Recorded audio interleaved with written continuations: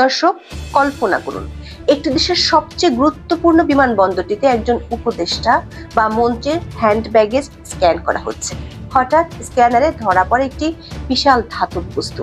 সেটি আর কিছু নয়, একটি গুলি ভর্তি ম্যাগাজিন। এরপর যা ঘটলো তা কেবল বিস্ময়করই নয়, দেশের নিরাপত্তা এবং গণমাধ্যমের স্বাধীনতা নিয়েও তুলছে মারাত্মক প্রশ্ন। 5ই আগস্ট থেকে ইন্ডিয়ার হিন্দুত্ববাদীরা আমাদেরকে জিহাদি মব বলতেছে। যে দেখেন, ওই জিনিসটা নিচে এই বাংলাদেশের হিন্দুত্ববাদীরা মোদির ফুয়াগুলা, মোদির পাতাটা কুত্তাগুলা এটা নিচে। তার মানে বুঝেছেন তো মব কি জিনিস? বাংলাদেশের সাধারণ মুসলমান হইতেছে মব। আমার উপরে ছেড়ে দেন। দেখুন, একজন জেনারেল যদি একটা হুঙ্কার দিত যে উনি পদত্যাগ করছেন, সবকিছু মেনে নিয়েছেন, এখন তোমরা যার যার উপরে যাও, না হলে আমরা একসাথে যাবো, এইটা যদি বলতেন এবং বলতেন যে আমরা মানে পুলিশের মানে পুলিশ এবং আমরা মিলে যৌথ ভাবে মিলে এটা একসাথে যাবো, তোমরা ঘরে ফিরে যাও, একটা যদি হুঙ্কার দিত, আমরা তো আগেও দেখছি, জিয়া রহমান সাহেবকে দেখছি, এরশাদ সাহেবকে দেখছি, তারা হুঙ্কার দিয়েছে আর সব ব্যবস্থা হয়ে গেছে, কেউ বের হয়নি। ইন্ডিয়ান এক্সপ্রেসের ওই বক্তব্য আসিফ মোহাম্মদ সজীব ভুঁইয়া তার এয়ারপোর্টে অস্ত্রের ম্যাগাজিন নিয়ে যাওয়া, এই নিয়ে চারদিকে ব্যাপক আলোচনা, সোশ্যাল মিডিয়া তোলপাড় বলেই আসিফ মোহাম্মদ সজীব ভুঁইয়া তিনি নিজেও মুখ খুলেছেন। আমরা এর আগের কন্টেন্টে আপনাদেরকে বিস্তারিত জানি। আসসালামু আলাইকুম রহমতুল্লাহ, সবাই কেমন আছেন? আশা করি সবাই অনেক অনেক ভালো এবং সুস্থ আছেন। সবাইকে স্বাগতম জানাচ্ছি আমাদের আরেক নতুন ভিডিওতে। প্রতিদিনের মতো আমি আপনাদের কাছে রিয়াদ ফারুকি আবারও চলে আসলাম নতুন একটা ভিডিও নিয়ে। দর্শক, আজকের ভিডিও টাইটেল এবং থাম্বনেল দেখে ইতিমধ্যেই বুঝতে পেরেছেন আজকে কি বিষয় নিয়ে কথা বলবো।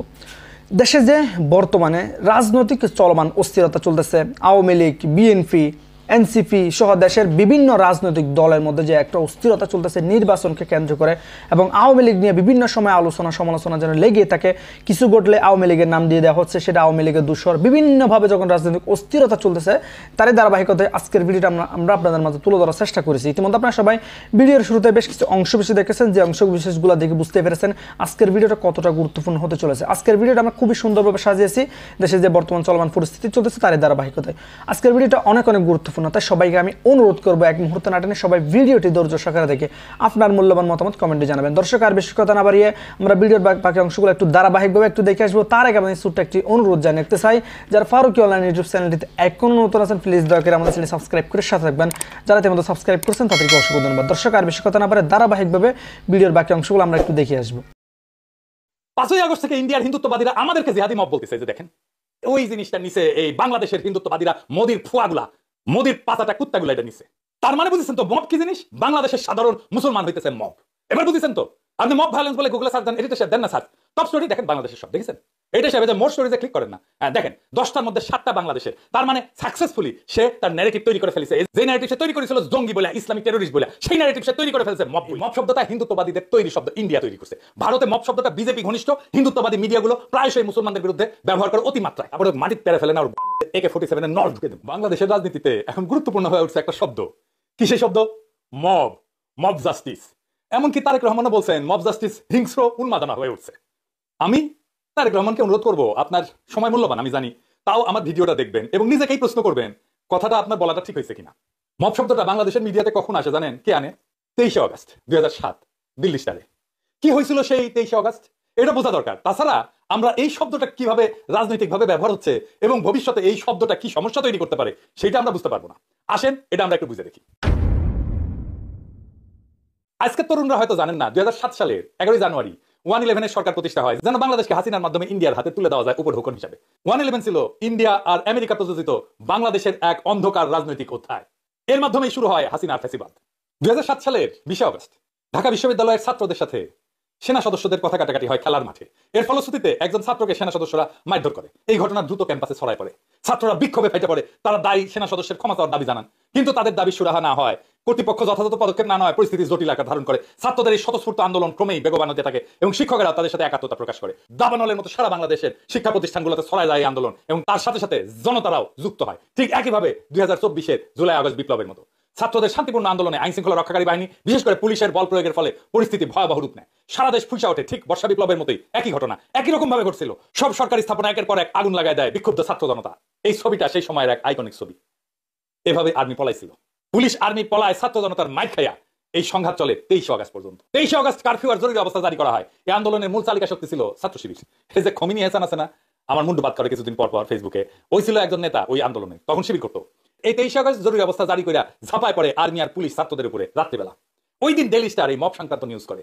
এই নিউজের উদ্দেশ্য হচ্ছে এরপরে যে ক্র্যাকডাউন করবে আর্মি আর পুলিশ, তার পক্ষে বৈধতা উৎপাদন করা। ওই রাতে আর্মি ব্লক রেড দেয়া, ছাত্রদের বেদম পেটায়, সমস্ত যতগুলো মেস ছিল, যতগুলো হোস্টেল ছিল ছাত্রদের সবগুলোতে। আজ সুপার মার্কেটের উপরতলায় তখন অনেক ছাত্র থাকতো, এদের প্রত্যেকের ধরে বেদম পেটায়, হাত পা ভেঙে দেয় একেবারে। জুলাই আগস্ট বিপ্লবের টাইমে যেইভাবে আর্মি পুলিশ ব্লক রেড দিছে, একইভাবে ওই সময় পারিছিল, 2024 পারে নাই। এটাই যা তফাৎ। এরপর ইউনিভার্সিটির টিচারদের অ্যারেস্ট করে, একই সময় রাজশাহী ইউনিভার্সিটির 8 জন টিচারকে অ্যারেস্ট করে, তাদের রিমান্ডে পিটায়। মলভৌমিক সিনিয়র প্রফেসর একজন, এখন রিটায়ার করছে, রাজশাহী ইউনিভার্সিটির টিচার, তার একটা সাক্ষাৎকার আছে কিভাবে তাকে নির্যাতনের আগে নানা পরীক্ষা নিরীক্ষা করা হইতো, ইসিজি করা হইতো, হার্টের পরীক্ষা করা হইতো, যে ডাক্তাররা এটা করতো যে কতটুকু পর্যন্ত নির্যাতন সহ্য করতে পারবে। এই যে শিক্ষকদের রিমান্ডে নিয়ে নির্যাতন, এটা আর কখনো হয় নাই, এটাই প্রথম, এমনকি বাকশালের আমলে হয় নাই। এই নিপীড়নের বৈধতা উৎপাদন করছিল সেই ডেইলি স্টারের মব টাইটেলের নিউজ। এবং এই 111-এর এই সময়টাই ছিল হাসিনার শাসনের ড্রেস রিহার্সেল। ওইখান থেকেই শেখে কিভাবে বিক্ষোভ দমাইতে হয়। এমন প্রশ্ন করতে পারেন, একটা পত্রিকার টাইটেলে কিভাবে হত্যার বৈধতা উৎপাদন করতে পারে? আসেন বিষয়টা বুঝে দেখি। ভাষা, এই যে আমরা কথা বলি, এটা শুধু যোগাযোগের মাধ্যম না, আমরা এটা দিয়ে শুধু মনের ভাবই প্রকাশ করি না। ভাষা এক ধরনের ক্ষমতা, ভাষা দিয়ে বাস্তব নির্মাণ করা যায়। কোন ঘটনাকে ন্যায় বা অন্যায়, আর অস্তিত্বকে বৈধ বা অবৈধ, এটা প্রমাণ করা যায়। ইংরেজি কয় যে language is not just representational, it is performative. ইংরেজি যেহেতু কইছে, ঠিকই কইছে, তাই না? তার মানে ভাষা শুধু বর্ণনা করে না, তা কিছু ঘটায় ফেলে। আপনি যখন কোনো জনগোষ্ঠীকে সন্ত্রাসী, উগ্র, অসভ্য, মব এটা বলবেন, আপনি শুধু শব্দ বলেন না, আপনি একটা ন্যারেটিভ তৈরি করেন। এই ন্যারেটিভ তাদের মানবিক মর্যাদা কায়দা নেয়, আর সেই ন্যারেটিভের ভিত্তিতে নির্মাণ হয় তাদের উপরে সহিংসতা করার বৈধ কাঠামো। দেখেন 2024-এ বর্ষা বিপ্লব চলতেছে, তখন ডেইলি স্টার এডিটোরিয়াল লিখলো ইংরেজি যেহেতু কইছে, ঠিকই কইছে, তাই না? বাংলা করে দিই, তাহলে বুঝবেন ঠিকই কইছে কিনা। সে গত বর্ষা বিপ্লব, হাসিনা বিরুদ্ধে বর্ষা বিপ্লব সময় বলতেছে, প্রারম্ভেই আমরা সেই আদর্শিক এবং রাজনৈতিকভাবে প্রভাবিত গোষ্ঠীগুলোর সৃষ্ট তাণ্ডব, এই শব্দটা দেখেন, তাণ্ডবের প্রতি আমাদের স্পষ্ট নিন্দা প্রকাশ করতে চাই, যাদের লক্ষ্য ছিল আমাদের দেশকে অস্থিতিশীল করা, সাধারণ অসন্তোষকে সহিংসতায় উস্কে দেওয়া এবং সরকার উৎখাতের চেষ্টা, যা কিছু মন্ত্রী দাবি অনুযায়ী, এবং তা যদি সত্য হয় তবে আমরা দৃঢ়ভাবে নিন্দা জানাই। তার মানে বুঝেছেন তো, ওই জুলাই বিপ্লবে আমাদেরকে বলতেছে আমরা তাণ্ডব করতেছি, আমরা সরকার উৎখাতের চেষ্টা করতেছি। এটা 26শে জুলাইয়ের কথা, হাজার ছাড়াই নাই সেই সময়ের মধ্যে মৃতের সংখ্যা, মানে ছাত্র জনতার তাণ্ডব করেছে। বিক্ষোভকারীদের যদি দাঙ্গাকারী বলি, এই এক লাইনের মধ্যে প্রতিবাদকারীর মানবিকতা হরণ করে ফেলা হয়, আইন শৃঙ্খলা বাহিনীর গুলি চালানোর পথ প্রশস্ত করে দেওয়া হয়। এই মাহফুজা নাম এইরকম একটা জাউরা, জাউরার জাউরা, 14 জেনারেশনের জাউরা, সুশীলের বেশ পড়া এটা নিরেট জাউরা, যার ন্যায়সঙ্গত লড়াই যারা লিপ্ত, তাদের হত্যার পক্ষে বৈধতা উৎপাদন করা আর কোনো কাজ নাই। এটা সে ড্যান্সিল মেরা জাউরার জাউরা। দর্শক, কল্পনা করুন, একটি দেশের সবচেয়ে গুরুত্বপূর্ণ বিমানবন্দরটিতে একজন উপদেষ্টা বা মন্ত্রীর হ্যান্ড ব্যাগেজ স্ক্যান করা হচ্ছে। হঠাৎ স্ক্যানারে ধরা পড়ে একটি বিশাল ধাতব বস্তু। সেটি আর কিছু নয়, একটি গুলি ভর্তি ম্যাগাজিন। এরপর যা ঘটলো তা কেবল বিস্ময়করই নয়, দেশের নিরাপত্তা এবং গণমাধ্যমের স্বাধীনতা নিয়েও তুলছে মারাত্মক প্রশ্ন। বলছি বাংলাদেশ অন্তর্বর্তী সরকার উপদেষ্টা আসিফ মাহমুদকে ঘিরে ঘটে যাওয়া এক চাঞ্চল্যকর ঘটনা, যা দেশ জুড়ে তোলপাড় ফেলে দিয়েছে এবং অনেক অনুলেখিত প্রশ্নের জন্ম দিয়েছে। উপদেষ্টা আসিফ মাহমুদ অবশ্য নিজের ফেসবুক পোস্টে দাবি করেছেন, নিরাপত্তার স্বার্থে তার বৈধ আগ্নেয়াস্ত্র আছে। ভুলবশত সেই অস্ত্রের একটি ম্যাগাজিন তিনি এয়ারপোর্টে নিয়ে গিয়েছিলেন। কিন্তু আইন বলছে এই ধরনের কাজ শুধু দেশীয় নয়, আন্তর্জাতিক সিভিল এভিয়েশন আইনের সুস্পষ্ট লঙ্ঘন, যার শাস্তি কমপক্ষে 14 বছরের কারাদণ্ড। তাছাড়া উপদেষ্টা আসিফ মাহমুদের বয়স 27 বছর। বাংলাদেশ আর্মস অ্যাক্ট অনুযায়ী কোনো ব্যক্তি 30 বছরের নিচে হলে তিনি অস্ত্রের লাইসেন্স পান না। তাহলে উপদেষ্টা আসিফ মাহমুদ অস্ত্রের লাইসেন্স পেলেন কিভাবে? বিস্তারিত জানতে চলুন যাওয়া যাক বিশ্লেষণে।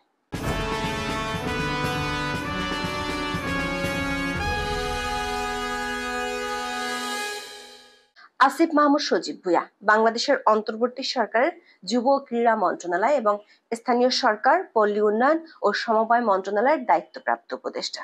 এরই মধ্যে তিনি অনেকগুলো বিতর্কের জন্ম দিয়েছেন, যে কারণে তাকে অনেকে শিশু উপদেষ্টাও উপাধি দিয়েছেন। তবে তার এবারের বিতর্ক আগের বিতর্কগুলোকে ছাড়িয়ে গেছে। 29শে জুন সকালে মরক্কোর মারাকেশে ইসলামিক দেশগুলোর সংস্থা ওআইসি এর যুব আন্তর্জাতিক প্রোগ্রামে একটি বৈঠকে যোগ দিতে যাচ্ছিলেন। তিনি তার কূটনৈতিক পাসপোর্ট ব্যবহার করে তুর্কি এয়ারলাইন্সের ফ্লাইট নাম্বার টিকে 713 ধরার জন্য 9 নম্বর বোর্ডিং ব্রিজে শনাক্তকরণ ও নিরাপত্তা বা আইএনএস চেক পয়েন্টে ছিলেন। প্রথম চেক পয়েন্টটি অবলীলায় পার হয়ে যান উপদেষ্টা আসিফ মাহমুদ ও তার সঙ্গীরা। কিন্তু দ্বিতীয় চেকপোস্টে স্ক্যান মেশিনে তার হ্যান্ডব্যাগে একটি বড় ধাতব বস্তু ধরা পড়ে। নিরাপত্তা কর্মীরা তাকে ব্যাগটি দেখানোর জন্য বলেন, আর তখনই বেরিয়ে আসে গুলি ভর্তি ম্যাগাজিন। গুলি ভর্তি ম্যাগাজিন হলে তাকে বলে অ্যামিনিশন ম্যাগাজিন। তবে বিমানবন্দর সূত্রগুলো বলছে ম্যাগাজিন পাওয়া গেলেও অস্ত্র ছিল না, উপদেষ্টা আসিফ মাহমুদও তার ফেসবুক পোস্টে জানিয়েছেন তিনি অস্ত্র বাসায় রেখে এসেছিলেন। এমন অনভিপ্রেত ঘটনায় চেকপোস্টের কর্মকর্তারা বিব্রতকর পরিস্থিতিতে পড়ে যান। বিমানবন্দরে তাৎক্ষণিকভাবে জ্যেষ্ঠ নিরাপত্তা কর্মকর্তাদের ডাকা হয়, কিন্তু এরপর যা ঘটলো তা ছিল অপ্রত্যাশিত। বাংলাদেশের নিরাপত্তা সংস্থাগুলো আসিফ মাহমুদের প্রতি অত্যন্ত নমনীয় আচরণ করে। তাকে আটক করা বা জিজ্ঞাসাবাদ করার কোনো চেষ্টা করা হয়নি। উল্টো তাকে তুর্কি এয়ারলাইন্সের ফ্লাইটে উঠতে দেওয়া হয়। এমনকি তার ব্যক্তিগত সচিব মোহাম্মদ আবুল হাসানকে কোনো জিজ্ঞাসাবাদ বা আটক ছাড়াই বিমানবন্দর ত্যাগ করার অনুমতি দেওয়া হয়। জানা গেছে একজন সচিব বিমানবন্দরে এসে পরিস্থিতি সামাল দেন এবং ম্যাগাজিনটি নিজের হেফাজতে নেন। এরপর আসিফ মাহমুদকে গ্রিন চ্যানেলের মাধ্যমে বিমানে উঠতে সাহায্য করা হয়। ম্যাগাজিনটি তার প্রোটোকল অফিসারের কাছে পাঠিয়ে দেওয়া হয়। আসিফ মাহমুদ দাবি করেন তিনি ভুলবশত ম্যাগাজিনটি ব্যাগে রেখে এসেছিলেন এবং এর জন্য দুঃখ প্রকাশ করেন। তিনি বলেন তাড়াহুড়ার কারণে এটি একটি অনিচ্ছাকৃত ঘটনা। নিজের ফেসবুক পোস্টে তিনি দাবি করেছেন নিরাপত্তার স্বার্থে আমার লাইসেন্স করা বৈধ অস্ত্র আছে। গণঅভ্যুত্থানের নেতৃত্বের উপরে যেভাবে হত্যা চেষ্টা চালানো হয়েছে কয়েক দফা তাতে রাখাটাই স্বাভাবিক। যখন সরকারি প্রোটোকল বা সিকিউরিটি থাকে না তখন নিজের এবং পরিবারের নিরাপত্তা নিশ্চিতের উদ্দেশ্যে লাইসেন্সড অস্ত্র রাখা। ভোরে প্যাকিং করার সময় অস্ত্রসহ একটা ম্যাগাজিন রেখে আসলেও ভুলবশত আরেকটি ম্যাগাজিন ব্যাগই রয়ে যায়, যেটা স্ক্যানে আসার পর তিনি প্রোটোকল অফিসারের কাছে হস্তান্তর করেন। বিষয়টি সম্পূর্ণ আনইনটেনশনাল বলে দাবি করেন তিনি। কিন্তু এই ব্যাখ্যা কতটা বিশ্বাসযোগ্য? আসিফ মাহমুদ একজন সরকারি উপদেষ্টা যিনি ছাত্র প্রতিনিধি হিসেবে দেশের ক্যাবিনেটে স্থান পেয়েছেন। তার জন্য সরকারি নিরাপত্তা প্রোটোকল থাকার কথা, অস্ত্র বহন করার কথা তাদের। তার ব্যাগে কেন ম্যাগাজিন থাকবে? আরো উদ্বেগজনক বিষয় হলো আসিফ মাহমুদের হ্যান্ড ব্যাগেজ বিমানবন্দরে প্রবেশের সময় বা ভিআইপি এলাকায় ঢোকার আগে বাধ্যতামূলক চেকিং ও নিরাপত্তা প্রক্রিয়ার মধ্য দিয়ে যায়নি। এই ঘটনাটি নিরাপত্তা ব্যবস্থার কার্যকারিতা নিয়ে প্রশ্ন তুলেছে। এই ঘটনা কেবল একটি সাধারণ ভুল ছিল না, এটি একটি গুরুত্বপূর্ণ নিরাপত্তা লঙ্ঘন। দর্শক, 2019 সালের মার্চে অস্ত্র এবং গুলি ঘোষণা ছাড়া এয়ারপোর্টে নেয়ার জন্য আওয়ামী লীগের 2 জন নেতাকে গ্রেপ্তার করা হয়েছিল। সাধারণত ঢাকা শাহজালাল আন্তর্জাতিক বিমানবন্দরে যাত্রীদের আগ্নেয়াস্ত্র বহন করার অনুমতি নেই, তবে আইন প্রয়োগকারী সংস্থা এবং অনুমোদিত কর্মীরা নিতে পারেন। সেক্ষেত্রে তাদের টার্মিনালে ঢোকার আগেই বিমানবন্দরের নিরাপত্তা বিভাগের কাছে তাদের আগ্নেয়াস্ত্র ঘোষণা করা বাধ্যতামূলক। বিমানবন্দরের নিষিদ্ধ সামগ্রিক তালিকায় আগ্নেয়াস্ত্র এবং গোলাবারুদ স্পষ্টভাবে উল্লেখ করা হয়েছে। এসএসআই এর এয়ারক্রাফট রুল অনুযায়ী বিমান বা সামরিক সরঞ্জামের কার্যকারিতার জন্য প্রয়োজনীয় বিস্ফোরক বাদে অন্য কোনো অস্ত্র, গোলাবারুদ, বিস্ফোরক, সামরিক সরঞ্জাম বা অত্যন্ত ধার্য পদার্থ বিমানে বহন নিষিদ্ধ। এই নিষেধাজ্ঞা এমনকি যুদ্ধের গোলাবারুদ বা যুদ্ধের সরঞ্জাম পরিবহনের ক্ষেত্রেও প্রযোজ্য। আন্তর্জাতিক বেসামরিক বিমান চলাচল সংস্থা বা আইসিএও এর নিয়ম অনুযায়ী এটা মানতে বাধ্য। বৈধ লাইসেন্সধারী যাত্রীরা ঢাকা শাহজালাল আন্তর্জাতিক বিমানবন্দর দিয়ে তাদের আগ্নেয়াস্ত্র পরিবহন করতে পারেন, তবে বিমানবন্দরে ঢোকার আগে প্রবেশদ্বারে এবং চেক ইন কাউন্টারে এয়ারলাইনকে আগ্নেয়াস্ত্র ও গোলাবারুদ ঘোষণা করা বাধ্যতামূলক। যেহেতু উপদেষ্টা আসিফ মাহমুদ আগে থেকে ঘোষণা করেননি, তাই তিনি একসাথে দেশীয় আন্তর্জাতিক আইন লঙ্ঘন করেছেন। আন্তর্জাতিক সিভিল এভিয়েশন বা আইসিএও, বাংলাদেশের বেসামরিক বিমান চলাচল কর্তৃপক্ষ বা বেবিচক এবং আন্তর্জাতিক বিমান পরিবহন সংস্থা বা আইএটি এর বিপজ্জনক পণ্য বিধিমালা অনুযায়ী কেবিন ব্যাগেজে ম্যাগাজিন বহন করা নিষিদ্ধ। তবে যথাযথ ঘোষণা দিয়ে এবং লক করা প্যাকেজ প্যাকিং নীতি মেনে চেক ইন লাগেজে গুলি ও ম্যাগাজিন নেওয়া যায়। এছাড়া বাংলাদেশের স্বরাষ্ট্র মন্ত্রণালয় থেকে ইস্যুকৃত আগ্নেয়াস্ত্র ব্যবহার নীতিমালা অনুযায়ী আবেদনকারীকে কমপক্ষে 30 বছর বয়সী হতে হয় আগ্নেয়াস্ত্র ব্যবহারের অনুমতি পেতে। কিন্তু উপদেষ্টা আসিফ মাহমুদ সজীব ভুঁইয়ার বয়স 27 বছর, অর্থাৎ বৈধ আগ্নেয়াস্ত্র বহন করার আইন অনুযায়ী তার ন্যূনতম বয়স হয়নি। প্রশ্ন উঠেছে, তার কি আগ্নেয়াস্ত্র লাইসেন্স আছে?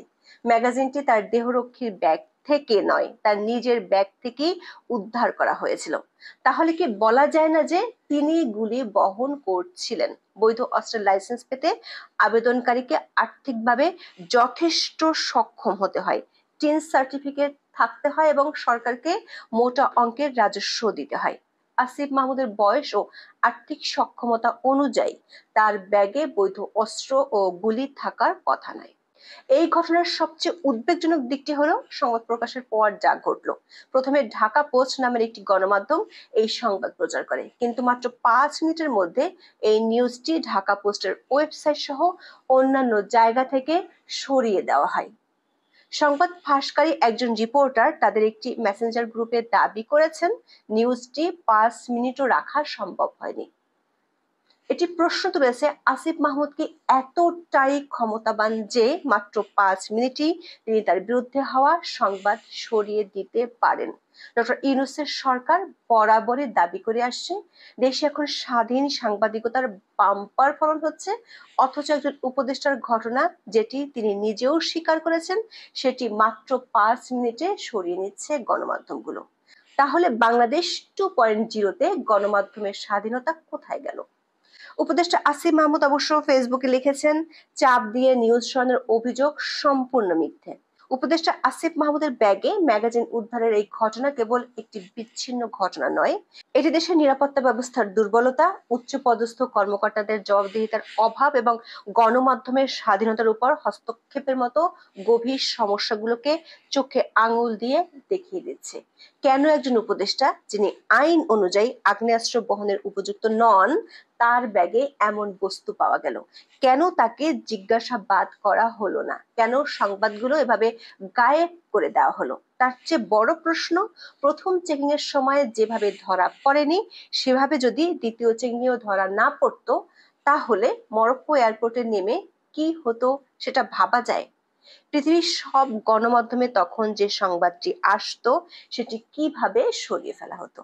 এখন এ পর্যন্ত। সবাই ভালো থাকুন, সুস্থ থাকুন, নিরাপদে থাকুন। দেখা হবে আগামী পর্বে।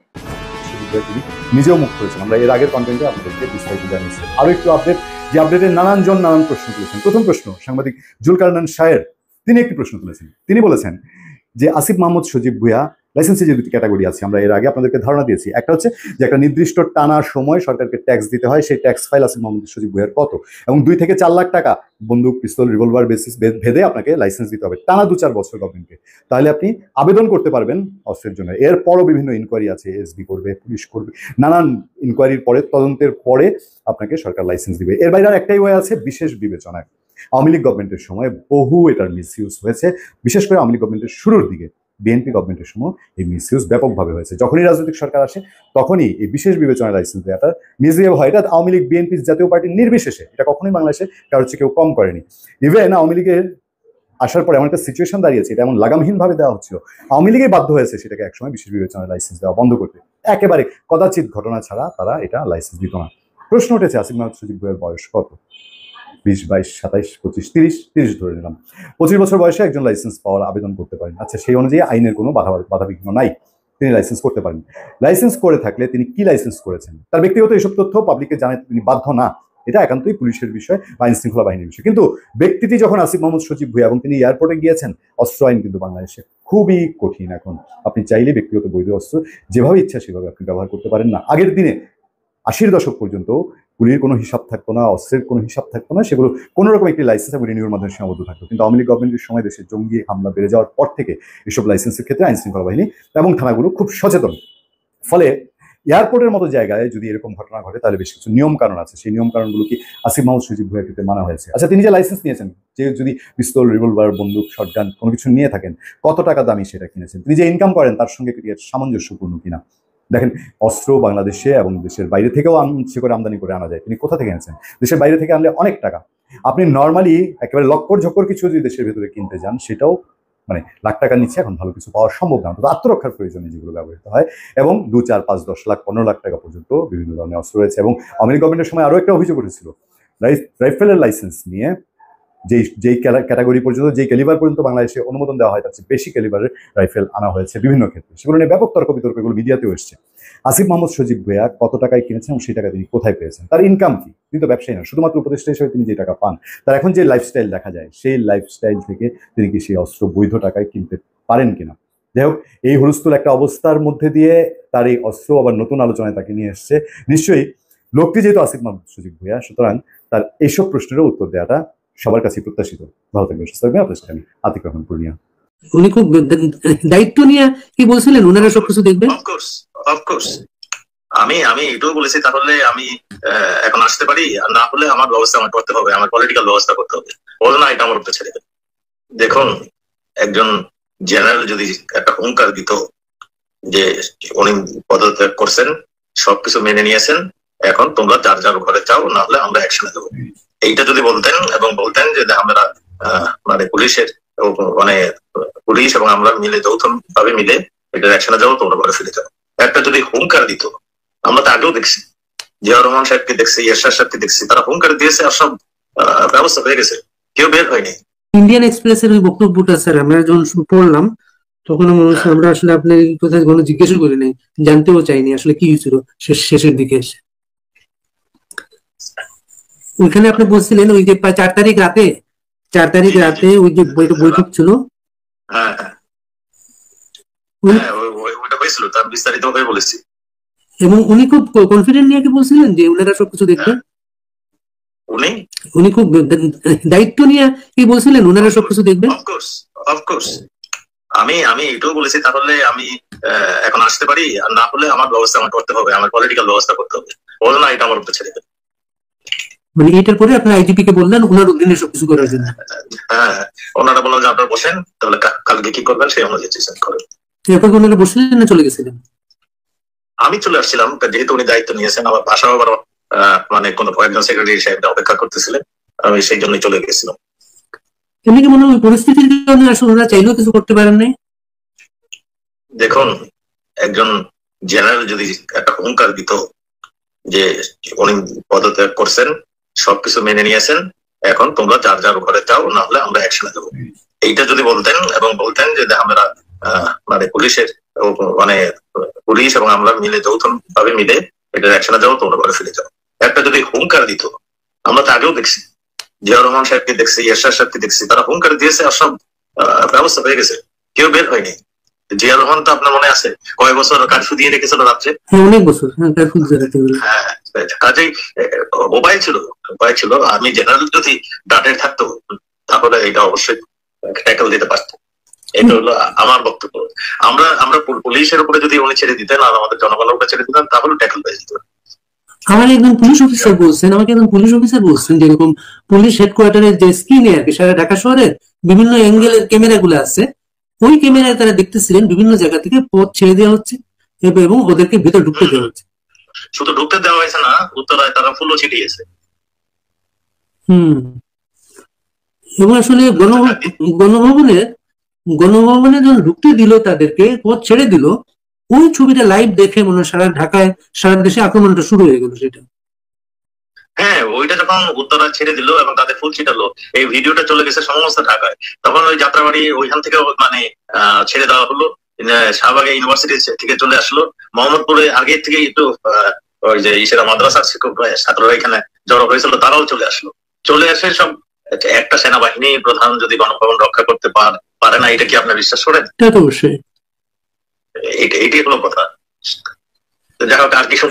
সমস্ত দুর্ভাগ্য গত বছরের 23 জুন ওনাকে সেনাবাহিনী প্রধান নিয়োগ দেওয়া হয়েছিল 23 জুন, এবং 24 জুন আদালতে সিদ্ধান্তটা আসছিল 24 জুন।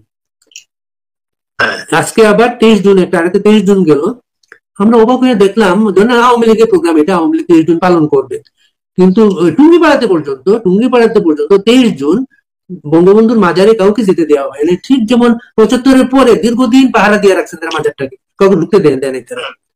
ঠিক, কিন্তু এখন কিন্তু একই অবস্থা, কিন্তু সেটা সেটাই একই রকম। আরেকটা এখন এরা নির্বাচন করতে চাচ্ছেন আমাদেরকে বাইরে রেখে, আমাদের নামে মামলা দিয়ে, যাতে আমরা না ঢুকি, সেই জন্য সেইভাবেই তারা ব্যবস্থা নিচ্ছে, এবং একটা নির্বাচন হয়তো দিয়েও দিতে পারে, করাও দিতে পারে, কারণ আমরা তো সব মেরুদণ্ডহীন লোকের সঙ্গে আছি, তো মুশকিল হয়েছে একটু।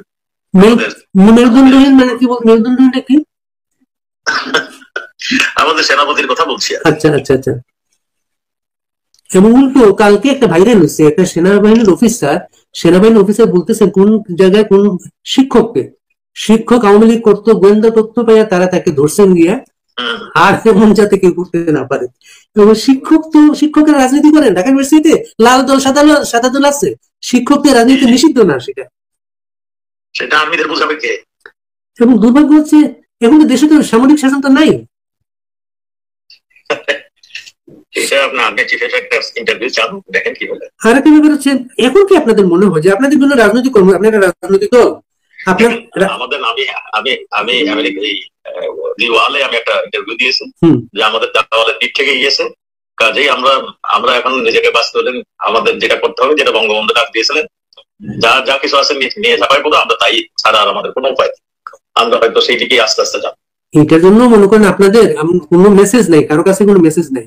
লন্ডনে যে প্রোগ্রাম হয়েছে 23 জুন, বিশাল ব্যাপার লন্ডনে, এবং নানা জায়গায় বাইরে প্রোগ্রাম হচ্ছে, দেশে বিচ্ছিন্ন ভাবে কাজগুলো হচ্ছে, দেশে অনেকে কাজ করতে চায়। এটা দেখেন, আপনি তো সাংবাদিক মানুষ, সব খবর জানেন। ওয়ার্ড লেভেলের মেম্বার যারা আওয়ামী লীগকে ভালোবাসে, ঠিক ভোট দিতে যায়, এর চেয়ে বেশি কিছু করে না তারা, তাদের নামে পর্যন্ত মামলা, তারাও পর্যন্ত বাড়ি ছাড়া পেয়ে গেছে। মানে ইসের মানুষ চলে গেছে, ওই ঢাকার মানুষ চলে গেছে ময়মনসিংহ এর মানুষ গেছে দিনাজপুর, আর যারা নেতা তারা সব এই ভারতবর্ষে চলে আসছে। এখন তো মানে আমরা যাকেই তারা করতেছে, তাকেই অ্যারেস্ট করতেছে, তাকে নিয়ে ঝামেলা শুরু করে দিয়েছে। তো এইরকম একটা পরিস্থিতি। 5 আগস্টের পরে কখন আপনি যান ভারতে? কোথায়? ভারতে? হ্যাঁ, আমি প্রায় 1 মাস ছিলাম ঢাকাতে। তারপরে বাধ্য হয়ে দেখলাম আমাকে খুঁজতে একবারই তছনছ করে ফেলছে, আরেকবারে মানে এখানে সেখানে যাচ্ছে, তখন আমি চলে আসছি। মানে এরপরে একটা ছবি পাওয়া গেছিল, অনলাইনে আসছিল, এটা পার্কে বসা, কলকাতার একটা পার্কে বসা আপনি। হ্যাঁ, ওটা তো সেপ্টেম্বর মাসে, সেপ্টেম্বর কি অক্টোবরে। আপনি সেপ্টেম্বরের আগে গেছেন তাই তো? না, আমি 9 সেপ্টেম্বর গেছি। আচ্ছা। পার্কে আসছিলাম, ওখানে আমাদের কয়েকজন নেতা ওখানে দাঁড়িয়েছিল, অসীম কুমার উকিল, তার স্ত্রী, এরা দাঁড়িয়েছিল। আমাকে তো আমি গাড়িতে যাচ্ছিলাম, তখন আমাদের ডাক দিল, তাই পার্কের ভিতরে ঢুকেছিলাম। আর মনে করেন আপনারা আসলে এই যে মনে করেন আপনাদের ছাড়া ইলেকশন করার চেষ্টা চলতেছে, শেখ হাসিনার বিরুদ্ধে মামলায় তারা উকিল নিয়োগ দিচ্ছে, তারা একদম ঠিক আছে, আমাদের ফাঁসি ঘোষণা করে দিবে, অনুপযুক্ত হয়ে যাবো অফিসের জন্য। মামলায় উকিল যাকে ঘোষণা দেওয়া হয়েছে তিনি শেখ হাসিনার ফাঁসি চান, তিনিও শেখ হাসিনার ফাঁসি চান। হ্যাঁ, সে তো জামাতের লোক। বাদী বিবাদী সবাই কিন্তু এক পক্ষে, কিন্তু এখানে। হ্যাঁ, এই কারণে কি আপনারা কোনো উকিল দিচ্ছেন না কোর্টে? আমাদের কোনো উকিল ঢুকতে দেয় না। আরে এটা জানেন না আপনি? আমাদের কোনো উকিল ঢুকতে দিচ্ছে না। এবং এই আইনে নাকি এইরকম যে আমি যদি উকিল রাখি তাহলে আমার কোর্টে এসে ওই করতে হবে, ওটাকে কি বলে, আত্মসমর্পণ করতে হবে। হ্যাঁ, আত্মসমর্পণ করে উকিল রাখতে হবে। কাজেই এই আইনের এই আপনারাও যখন ক্ষমতায় ছিলেন তখনও তো খেয়াল করেন এটা আপনারা। এইগুলি ভাইয়েরা, এগুলো তো আমার কাজ ছিল না, আইনমন্ত্রীর কাজ ছিল, মাননীয় প্রধানমন্ত্রীর কাজ ছিল। এইগুলো আমাকে জিজ্ঞাসা করে লাভ হবে না। এইগুলি আইনমন্ত্রী হচ্ছে ভয়ানক স্লো ছিলেন, এখানে আর বলে ছিলাম নেই, আমাদের দুর্ভাগ্য। আইনমন্ত্রী স্লো থাকার কারণে কত মামলা ঝুলেছিল, বছরের পর বছর অনেক মামলা চলেছিল। এই মামলাগুলো শেষ করে দিতে আমরাও তো মনে করছিলাম একটা গুড গভর্নেন্স তৈরি করবো, আমাদের দলীয় নেতা কর্মীর নামও মামলা ছিল, সেইগুলো তো এখন আরো কঠিন হয়ে গেছে। এবং তারা সব মামলা আজকে তারা খালাস পেয়ে গেল তারা। ঠিক আছে ভাইয়া, আবার একটু কথা বলে আমি একটু। আচ্ছা, আমি শেষ কথাটা হচ্ছে ইলেকশনটা তো ওরা একা একা ইলেকশন করতে চাচ্ছে, তারা আপনার নিবন্ধন নেই, তারা ইলেকশন করতেছে। আপনার ওই বিএনপি এটাকে চরম ভাবে সমর্থন দিচ্ছে একা একা ইলেকশন করার জন্য। আমাদের নেতা কর্মী যারা ওইখানে আছে তাদেরকে ধরিয়ে দিচ্ছে, মানে আটক করে দিচ্ছে আওয়ামী লীগ বলে বলে। এইগুলোই চলছে। তো আমার মনে হয় ইলেকশন কিভাবে হবে খোদাই জানে। ইলেকশন তো আমাদের জন্য, এই ইলেকশনটা একটা সুইসাইডাল হবে আমার মনে হয়। কারণ আমাদের নেতা কর্মীদের যেতে দেবে না ইলেকশনে, ওখানে যেমনি সিল মেরে ইলেকশন জিতে নিয়ে যাবে, তাহলে কি হলো, দশাটা কি হবে? আমার কোশ্চেন থেকে যায়, এই যে আত্মহত্যা বলছে, ইলেকশনের নামে আত্মহত্যা, এই আত্মহত্যাটা কার? কোনটা বললেন? ইলেকশনটা বলতেছেন এগুলো আত্মহত্যার সামিল হবে, এটা আত্মহত্যাটা কার? ইলেকশন মানে এটা আমার পার্সোনাল কথা। ইলেকশনে আওয়ামী লীগ যদি এই অবস্থায় যায়, এই অবস্থায়, তাহলে আমাদের আত্মহত্যার মতো হবে। আপনার তো নিবন্ধন নেই, আপনি যাবেন কিভাবে? আপনার তো নিবন্ধন নেই। সেটাই তো, নিবন্ধন নেই আমাদের, মানে সেটা তো বুঝতেই আছেন আমাদের ছাড়াই দর্শক, দেশের চলমান রাজনীতি প্রসঙ্গে এরকম আরো চাঞ্চল্যকর তথ্য জানতে অবশ্যই আমাদের চ্যানেল সাবস্ক্রাইব করে সাথে সাথে থাকার জন্য সবাইকে অসংখ্য ধন্যবাদ জানিয়ে এখানে শেষ করবো আজকের ভিডিওটি। ভালো থাকবেন, সুস্থ থাকবেন। যারা শেষ পর্যন্ত ধৈর্য সহকারে ভিডিও দেখেছেন তাদেরকে অসংখ্য ধন্যবাদ। আবারও জানিয়ে রাখতেছে যারা আমাদের চ্যানেলটিতে এখন নতুন চ্যানেল সাবস্ক্রাইব করে সাথে থাকবেন, যারা সাবস্ক্রাইব করেনি তাদের উদ্দেশ্যে একটি কথা বলবো, আমাদের চ্যানেলের সাথে থাকুন, দেখতে থাকুন, দেখতে দেখতে ভালো লাগে, ভালোবাসা হয়ে যাবে ইনশাআল্লাহ। ভালো থাকবেন, সুস্থ থাকবেন, আল্লাহ হাফেজ।